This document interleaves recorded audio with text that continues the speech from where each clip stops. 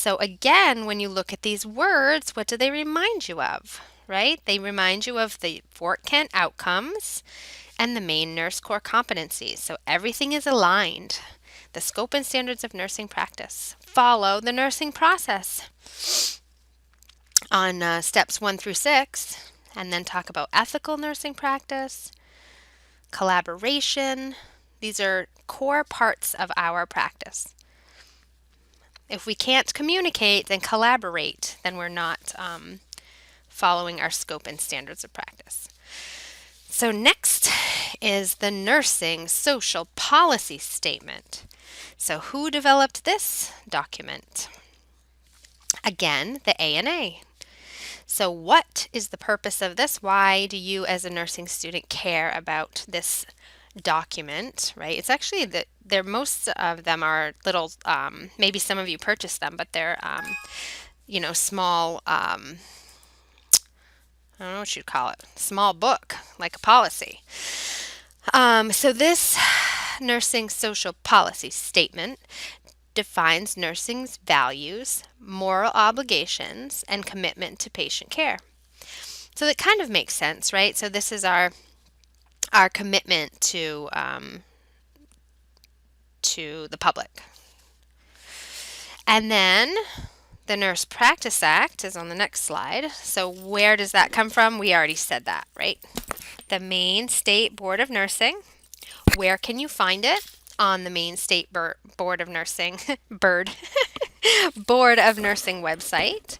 And here it tells the 6 key points that are described in the Nurse Practice Act, right? Phew. All right, so those are the documents. You don't have to memorize them. You just need to know what they are and who wrote them and where to find them and why they're important to you. And they will be mentioned over and over again all through your nursing education. So the next slide is licensure.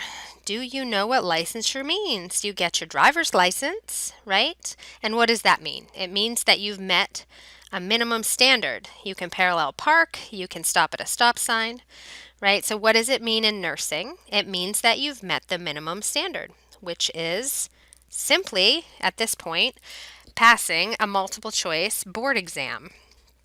So in order to take that board exam, you have to have your transcript that you've graduated from a nursing program and passed, and then you take your board exam, and then you can be licensed.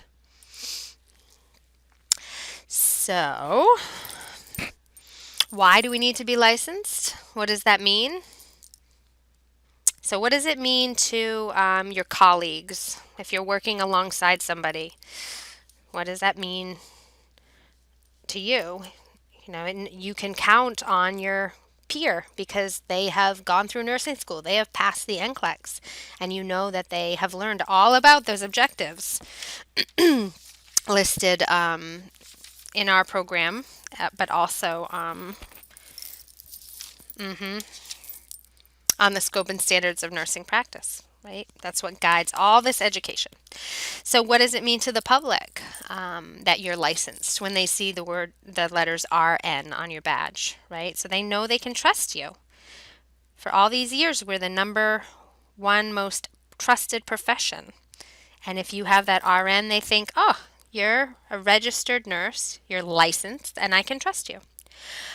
This link is to the history of nursing licensure. It's only been going on for about 60 years. So if you're interested in history, which I know some of you are, you can click on that and get a little bonus education.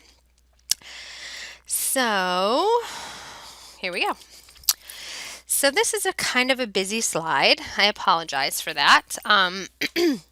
But again, so this is talking more about licensure. So what or how does it come to be? It evolves from regulation, right? So it's legal permission to practice under your scope and standards of practice. It's mandatory if you're going to be an RN to be licensed. What is the difference on the third bullet between credentialing versus certification, right? Versus licensure? So see if you can figure that one out, right? Your RN license is your credentials, right? But if you get your CPR certification, how is that different, right? It's a credentialing, it's a higher level. Certification might just be a 2-hour course, right? And you get a certificate. Now, this is a lot of abbreviations. You do not need to memorize them. You probably know some already, um, but over time, you will learn all the different types of nursing, right? FNP, Family Nurse Practitioner, CNS, Certified Nurse Specialist. Um, so I'm not going to go over any of that. And licenses, as you know, must be renewed, right? So here's the difference between licensure and certification. Certification is voluntary, right? Well, I should say CPR sometimes is mandatory by your through your agency that you work for, but additional certifications like being a critical care specialist, that's not the word I'm trying to say. You can get additional certifications in your specialty areas like neuro and orthopedics and critical care, and go through another giant exam, and then you can be certified in a specialty area. But that is voluntary. There we go. And it still must be renewed or kept up. So, what's accreditation? I don't know. Did I explain that in the first class? Many of you who work in hospitals know about the Joint Commission, right? JACO. So it's a large body, a large company that ensures that that hospitals meet all the standards, meet all the minimum standards to be safe for the public. So in nursing, we have accreditation bodies. There's 3 of them. Um, well, they've actually changed it. The NLN is now called ACEN. They've divided. Um, and there is also NLN, and then you can see State Board of Nursing is there as well. So basically, what are they doing? It's like providing the license for the School of Nursing, right? So they're making sure the schools of nursing are meeting specific requirements, right? The minimum requirements that we make sure you have a certain amount of clinical hours, and that you pass all the skills in skills lab, and that you that we don't have more than 8 students in a clinical group that goes into hospitals, because that would be not safe and it wouldn't give you enough instruction from an instructor. So if it's an amazing process, it's like a 4-inch thick binder that we have to submit with all of the data that we collect.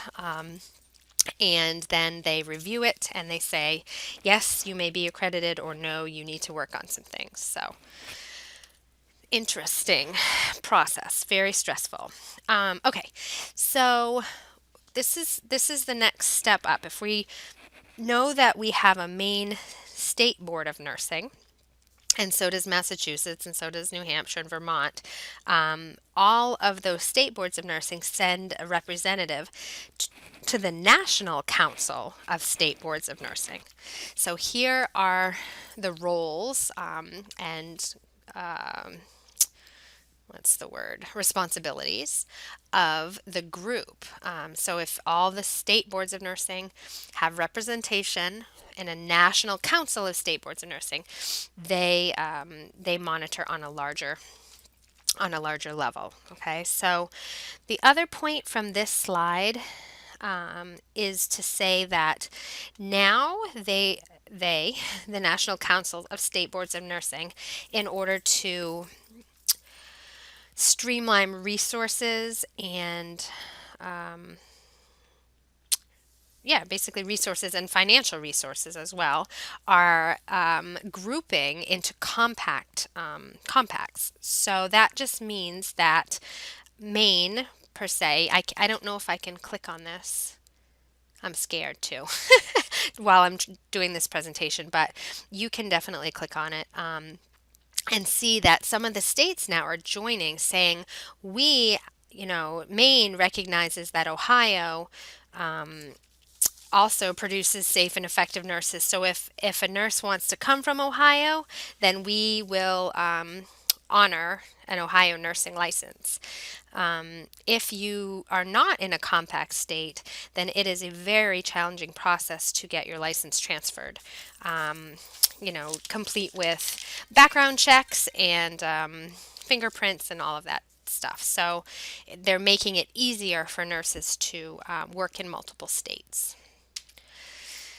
So, moving right along, State Board of Nursing. So, what is the State Board of Nursing and who works on it? So, we know what they do now. You saw that in one of the first slides, the rules of the State Board of Nursing. In our state, there are 6 nurses, 2 that are from education, 1 that is from long-term care, and 1 that is an advanced practice nurse. There's 1 LPN and 2 public members. So that's 9 people. They're all appointed by the governor. So they define the nursing rules. They handle the disciplinary proceedings. Oh dear. Okay. What is the American Nurses Association? Why is it important to you at this moment? So it's a professional organization representing the 3.1 million U.S. registered nurses. You do kind of want to know this slide, let's just say that. So the ANA helps advance the nurse profession by, right? Look at all that. Positive and realistic view of nursing, lobbying Congress. The ANA has made which documents? Those 3 big ones: scope and standards, code of ethics, and social policy statement. Okay, so the ANA is threaded throughout your whole curriculum. You're going to hear a lot about the ANA. So, interestingly enough, though, membership in the ANA is voluntary, right? So not every nurse becomes part of the professional organization. But why is it important? Why are you required to be in SNO? Well, why is it important for you to be in SNO, right? So it's starting you as first-year students, starting to help you understand the importance of being in a professional organization, right? So what does it do? It fosters high standards of nursing practice and promotes rights of nurses in the workforce. You're sharing information. So starting at an early stage in your career, it's wonderful to start understanding the importance. Okay, so if you had to sum it up, why join a professional nursing association? Because it helps promote the growth of our profession. Okay,